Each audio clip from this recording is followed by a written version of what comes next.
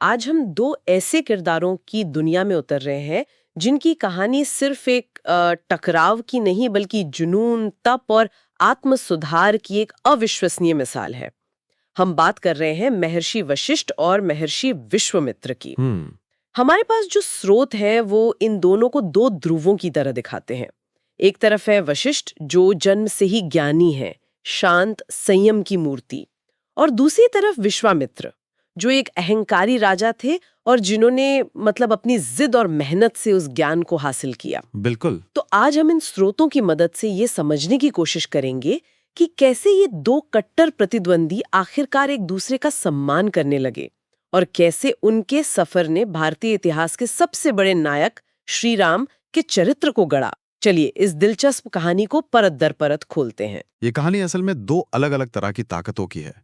एक ताकत है जो आप हासिल करते हैं, जैसे सेना, राजपाट, धन दौलत, और दूसरी ताकत वो है जो आप खुद बन जाते हैं, यानी ज्ञान, विवेक और आत्मनियंत्रण। विश्वामित्र की पूरी यात्रा एक तरह की ताकत को छोड़कर दूसरी को पाने की है। चलिए इसी से शुरू करते हैं। पहले वशिष्ठ के बारे में बात करते हैं। स्रोत बताते हैं कि वो सप्त ऋषियों में से एक थे, यानी ब्रह्मांड के 7 महान ऋषियों में से। उनका व्यक्तित्व कैसा था? वशिष्ठ उस ज्ञान के प्रतीक हैं जिसे हम सहज ज्ञान कह सकते हैं। वो ब्रह्मर्षि पैदा हुए थे, उन्हें कुछ साबित नहीं करना था। उनका स्वभाव समंदर की तरह शांत था। उनके पास ब्रह्म बल था, यानी ज्ञान और चेतना से पैदा हुई शक्ति। ये कोई जादुई शक्ति नहीं है, बल्कि चीजों को जैसी हैं वैसी ही देखने और समझने की क्षमता है, बिना किसी अहंकार या इच्छा के। और उनके पास एक दिव्य गाय भी थी, कामधेनु। इसकी क्या खासियत थी? हाँ, कामधेनु वो सिर्फ एक गाय नहीं थी, बल्कि एक प्रतीक थी, आध्यात्मिक समृद्धि का प्रतीक। वो हर इच्छा पूरी कर सकती थी, जिसका मतलब है कि वशिष्ठ के आश्रम में कभी किसी चीज की कमी नहीं थी। अच्छा। लेकिन दिलचस्प बात यह है कि वशिष्ठ ने कभी उस शक्ति का इस्तेमाल अपने फायदे या यूं कहिए दिखावे के लिए नहीं किया। उनके लिए वो शक्ति आश्रम और समाज की सेवा के लिए थी, अपनी ताकत दिखाने के लिए नहीं। तो वशिष्ठ तो ज्ञान और शांति की मूर्ति थे, लेकिन जिस व्यक्ति से उनका टकराव हुआ वो इस तराजू के बिल्कुल दूसरे छोर पर था, है ना? हाँ, बिल्कुल। एक राजा जिसके पास ताकत थी, सेना थी और शायद थोड़ा अहंकार भी। बिल्कुल, हम बात कर रहे हैं राजा कौशिक की, जो बाद में विश्वामित्र बने। वो एक बहुत शक्तिशाली और महत्वाकांक्षी राजा थे। उनके लिए शक्ति का मतलब था राजबल, यानी सेना की ताकत, राज्य का विस्तार और आदेश देने की क्षमता। वो उस हासिल की हुई शक्ति के शिखर पर थे। और यहीं पर कहानी का सबसे दिलचस्प मोड़ आता है। ये दोनों आमने सामने कैसे आए? एक बार राजा कौशिक अपनी विशाल सेना के साथ शिकार करते हुए वशिष्ठ के आश्रम के पास से गुजर रहे थे। वशिष्ठ ने उन्हें और उनकी पूरी सेना को भोजन के लिए आमंत्रित किया।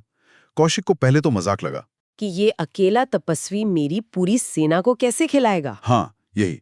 लेकिन फिर उन्होंने देखा कि आश्रम में तो शानदार इंतजाम थे, हर सैनिक को स्वादिष्ट भोजन मिला। ये देखकर वो हैरान रह गए। और शायद थोड़ा लालच भी आया मन में। हैरान भी हुए और लालच भी आया। जब उन्हें पता चला कि ये सब कामधेनु की वजह से हुआ है, तो उन्होंने वशिष्ठ से उस गाय को मांगा। उन्होंने कहा, ऐसी कीमती चीजें राजा के पास होनी चाहिए, किसी तपस्वी के पास नहीं। और वशिष्ठ ने मना कर दिया। उन्होंने कहा कि ये गाय आश्रम की जरूरत है, विलासिता नहीं। इसके बाद क्या हुआ? यहीं से टकराव शुरू हुआ। हाँ, कौशिक ने इसे अपने अहंकार पर चोट की तरह लिया। एक तपस्वी की हिम्मत कैसे हुई एक राजा को मना करने की?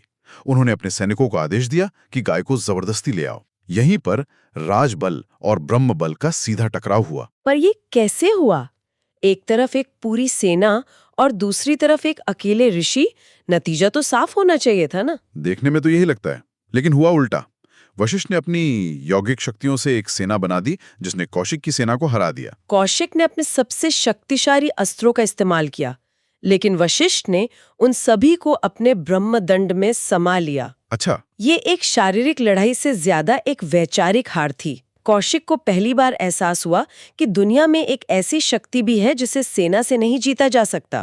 तो ये सिर्फ एक हार नहीं थी, ये उनके लिए एक तरह का रियलिटी चेक था। ये एक साक्षात्कार था। स्रोतों में लिखा है कि उस हार के बाद कौशिक ने कहा, धिक्कार है क्षत्रिय बल पर, ब्रह्म बल ही असली बल है। उनका सारा घमंड, सारा अहंकार एक पल में टूट गया। जिस शक्ति पे उन्हें नाज था वो एक तपस्वी के ज्ञान के आगे बेकार साबित हुई। ये उनकी ईगो डेथ थी। उनका पुराना राजा मैं मर गया और एक साधक ने जन्म लिया। और यहीं से राजा कौशिक के विश्वामित्र बनने का सफर शुरू होता है। उन्होंने क्या किया? क्या वो वापस अपने महल लौट गए? नहीं, वो वापस नहीं लौटे। हम्म, उन्होंने अपना राजपाट, अपना परिवार सब कुछ त्याग दिया हम्म। और हिमालय चले गए। उनके मन में अब एक ही जुनून था, तपस्या करके वशिष्ठ से भी बड़ा ब्रह्मर्षि बनना और उस ब्रह्म बल को हासिल करना। 1 मिनट रुकते हैं इस बात पर। सोचिए, एक राजा जिसने शायद कभी जमीन पर नंगे पैर भी ना रखा हो, वो सब कुछ छोड़कर तपस्या करने चला गया, सिर्फ एक हार की वजह से। ये किस तरह का जुनून रहा होगा? जो असाधारण जुनून था, लेकिन उनका शुरुआती लक्ष्य वो बहुत शुद्ध नहीं था। वो ज्ञान के लिए तपस्या नहीं कर रहे थे, बल्कि वो वशिष्ठ को हराने के लिए, उनसे बदला लेने के लिए तपस्या कर रहे थे। अच्छा।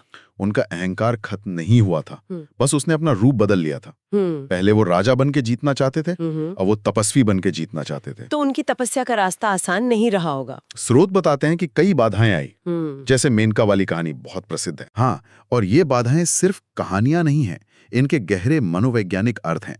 जब विश्वामित्र की तपस्या से इंद्र का सिंहासन हिलने लगा, तो उन्होंने मेनका नाम की अप्सरा को भेजा। विश्वामित्र उसके सौंदर्य में खो गए, उनकी तपस्या भंग हो गई और उनकी एक बेटी भी हुई, शकुंतला। तो ये सिर्फ एक ध्यान भटकने की कहानी है या इसका कुछ और मतलब भी है? इसका गहरा मतलब है। मेनका बाहरी सुंदरता या वासना का प्रतीक है। ये इस बात की परीक्षा थी कि क्या विश्वामित्र अपनी इंद्रियों पर नियंत्रण कर सकते हैं, और पहली कोशिश में वह असफल रहे। लेकिन जब उन्हें अपनी गलती का एहसास हुआ, तो वो शर्मिंदा होकर मेनका को छोड़कर और भी कठोर तपस्या करने चले गए। हर असफलता उन्हें और मजबूत बना रही थी। और सिर्फ मेनका ही नहीं, उनका अपना गुस्सा भी एक बहुत बड़ी बाधा था। बिल्कुल, उनका क्रोध उनकी सबसे बड़ी कमजोरी थी। एक बार उन्होंने हजारों साल तपस्या करके बहुत शक्ति जमा की, लेकिन जब राजा त्रिशंकु के मामले में देवताओं से उनका विवाद हुआ, तो उन्होंने गुस्से में आकर एक नई सृष्टि ही बनानी शुरू कर दी। एक नया स्वर्ग बनाने लगे। एक नया स्वर्ग? ये तो बहुत बड़ी शक्ति है। शक्ति तो थी, लेकिन उसका इस्तेमाल अहंकार और क्रोध से हो रहा था। इस प्रक्रिया में उनकी सारी तपस्या की ऊर्जा खर्च हो गई और उन्हें फिर से शून्य से शुरू करना पड़ा। यह दिखाता है कि आध्यात्मिक रास्ते पर शक्ति पाना एक बात है, लेकिन उसे संभालने का विवेक होना बिल्कुल दूसरी बात है। अच्छा। उनकी यात्रा राजर्षि से महर्षि तक पहुंची, लेकिन अभी भी ब्रह्मर्षि का पद दूर था। तो आखिरकार वो क्षण कब आया जब उन्होंने अपने अहंकार और क्रोध पर पूरी तरह से विजय पाई? इसका जिक्र एक बहुत ही नाटकीय घटना में मिलता है। अपनी हजारों साल की तपस्या के बाद विश्वामित्र को लगा कि अब वो वशिष्ठ के बराबर हो गए हैं, लेकिन उनके मन में अभी भी वशिष्ठ से मतलब मान्यता पाने की इच्छा थी। एक रात वो वशिष्ठ की हत्या करने के इरादे से उनके आश्रम पहुंचे। क्या? इतनी तपस्या के बाद भी हत्या का विचार? हाँ, क्योंकि अहंकार का आखिरी अंश अभी भी बाकी था। लेकिन जब वो छिपकर वशिष्ठ की कुटिया के पास पहुंचे, तो उन्होंने सुना कि वशिष्ठ अपनी पत्नी से कह रहे थे, विश्वामित्र की तपस्या चांदनी की तरह निर्मल है, काश कोई उन्हें ब्रह्म ऋषि मान लेता। ये सुनकर विश्वामित्र को कैसा लगा होगा? उनके हाथ से हथियार गिर गया। जिस आदमी को वो अपना सबसे बड़ा दुश्मन समझते थे, वो उनकी तारीफ कर रहा था। उन्हें अपनी गलती और अपने अहंकार पर इतनी ग्लानि हुई कि वो वशिष्ठ के पैरों में गिर पड़े और माफी मांगने लगे। उसी पल जब उनका अहंकार पूरी तरह से पिघल गया, तब वशिष्ठ ने उन्हें उठाया और कहा, उठो ब्रह्मर्षि। वाह! वो पल विश्वामित्र के लिए उनकी हजारों साल की तपस्या का असली फल था। दिलचस्प बात यह है कि उन्हें ब्रह्मर्षि का पद तब नहीं मिला जब उन्होंने शक्ति हासिल की, बल्कि तब मिला जब उन्होंने अपने अहंकार का पूरी तरह त्याग कर दिया। सच्ची विजय किसी और को हराने में नहीं, बल्कि खुद को जीतने में है। यहाँ से कहानी एक नया मोड़ लेती है।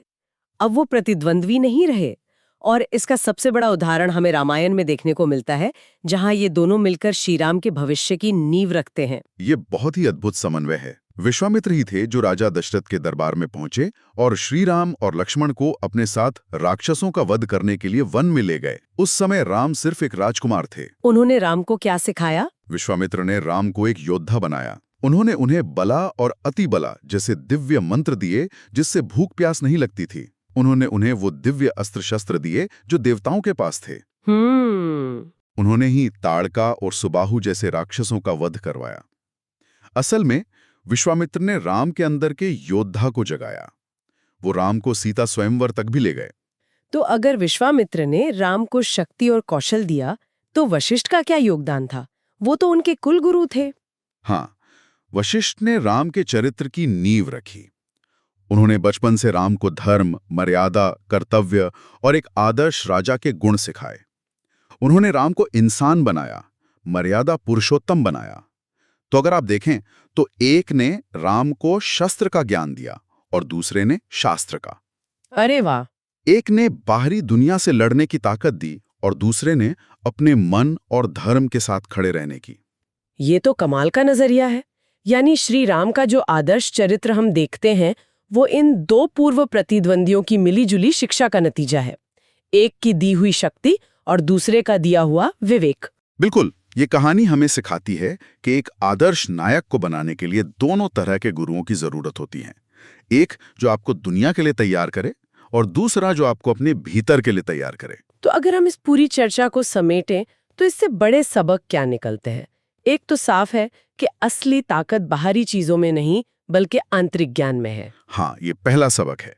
कहानी अधिग्रहित शक्ति और आंतरिक शक्ति के बीच का फर्क दिखाती है।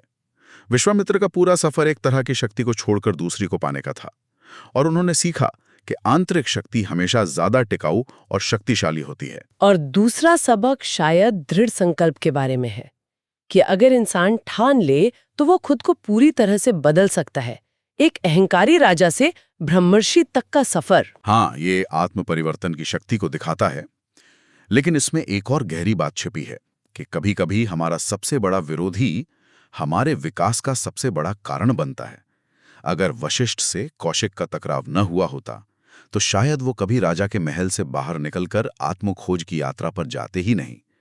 वशिष्ठ उनके लिए एक आईने की तरह थे जिसमें उन्हें अपनी कमियां दिखी। तो वशिष्ठ अगर शांत और स्थिर ज्ञान का सागर है तो विश्वामित्र उस नदी की तरह हैं जो हर चट्टान से टकराकर, हर बाधा को पार करके अपना रास्ता खुद बनाती है और आखिर में उस सागर में मिल जाती है। बहुत सुंदर तरीके से कहा आपने। दोनों ही रास्ते अपनी अपनी जगह संपूर्ण और प्रेरक हैं। एक हमें सिखाता है कि ज्ञान को कैसे संभालना है और दूसरा सिखाता है कि ज्ञान को कैसे हासिल करना है। वशिष्ठ और विश्वामित्र की ये कहानी दिखाती है कि महानता का कोई एक तय रास्ता नहीं होता। कुछ लोग ज्ञान और शांति के साथ जन्म लेते हैं और कुछ उसे अपने जुनून, अपनी जिद और अपने संघर्ष से अर्जित करते हैं। और ये कहानी आज के दौर में हमारे लिए एक बहुत ही प्रासंगिक सवाल छोड़ जाती है। हम सब अपनी जिंदगी में शक्ति चाहते हैं, चाहे वो पद की हो, पैसे की हो या प्रभाव की। सवाल ये है कि हम किस शक्ति के पीछे भाग रहे हैं। विश्वामित्र की तरह बाहरी शक्ति जिसे बार बार साबित करना पड़ता है और जिसके छिन जाने का डर हमेशा बना रहता है, या वशिष्ठ की तरह आंतरिक शक्ति जो एक बार पा लेने के बाद हमेशा हमारे साथ रहती है और हमें शांत और स्थिर बनाती है।